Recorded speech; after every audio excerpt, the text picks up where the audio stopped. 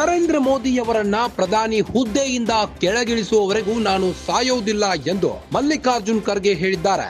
ಮೋದಿನ ಸೋಲಿಸುವವರೆಗೂ ಮರಣದ ಮಾತಿಲ್ಲ.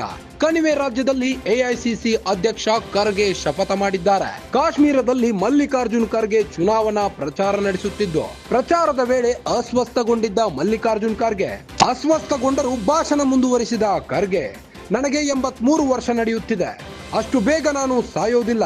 ಮೋದಿ ವಿರುದ್ಧದ ಹೋರಾಟದಲ್ಲಿ ನಾವು ಗೆಲ್ಲಬೇಕಿದೆ. ನರೇಂದ್ರ ಮೋದಿಯನ್ನ ಸೋಲಿಸಲೇಬೇಕಿದೆ.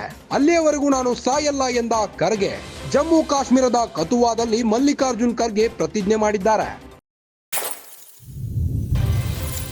ಪ್ರಧಾನಿ ನರೇಂದ್ರ ಮೋದಿಯವರನ್ನ ಪ್ರಧಾನಿ ಹುದ್ದೆಯಿಂದ ಕೆಳಗಿಳಿಸುವವರೆಗೂ ನಾನು ಸಾಯಲ್ಲ ಎಂದು ಶಪಥ ಮಾಡಿದ್ದಾರೆ ಮಲ್ಲಿಕಾರ್ಜುನ್ ಖರ್ಗೆ. ಕಾಶ್ಮೀರದಲ್ಲಿ ಮಲ್ಲಿಕಾರ್ಜುನ್ ಖರ್ಗೆ ಚುನಾವಣಾ ಪ್ರಚಾರದ ವೇಳೆ ಈ ಮಾತನ್ನು ಆಡಿದ್ದು, ಮೋದಿನ ಸೋಲಿಸುವವರೆಗೂ ಮರಣದ ಮಾತಿಲ್ಲ ಎಂದಿದ್ದಾರೆ. ಕಣಿವೆ ರಾಜ್ಯದಲ್ಲಿ ಎಐಸಿಸಿ ಅಧ್ಯಕ್ಷ ಖರ್ಗೆ ಶಪಥ ಮಾಡಿದ್ದು, ನರೇಂದ್ರ ಮೋದಿಯನ್ನ ಸೋಲಿಸಲೇಬೇಕಿದೆ, ಅಲ್ಲಿಯವರೆಗೂ ನಾನು ಸಾಯಲ್ಲ ಎಂದು ಶಪಥ ಮಾಡಿದ್ದಾರೆ. ಜಮ್ಮು ಕಾಶ್ಮೀರದ ಕಥುವಾದಲ್ಲಿ ಮಲ್ಲಿಕಾರ್ಜುನ್ ಖರ್ಗೆ ಪ್ರತಿಜ್ಞೆ ಮಾಡಿದ್ದು, ಪ್ರಚಾರದ ವೇಳೆ ಅಸ್ವಸ್ಥಗೊಂಡರೂ ಭಾಷಣ ಮುಂದುವರಿಸಿದ್ದಾರೆ. ನನಗೆ ಈಗ 83 ವರ್ಷ ನಡೆಯುತ್ತಿದೆ, ಅಷ್ಟು ಬೇಗ ಏನೂ ಆಗಲ್ಲ. ಮೋದಿ ವಿರುದ್ಧದ ಹೋರಾಟದಲ್ಲಿ ನಾವು ಗೆದ್ದೇ ಗೆಲ್ಲುತ್ತೇವೆ, ಮೋದಿನ ಕೆಳಗಿಳಿಸೇ ಹೋಗ್ತೇವೆ ಎಂದು ಶಪಥ ಮಾಡಿದ್ದಾರೆ.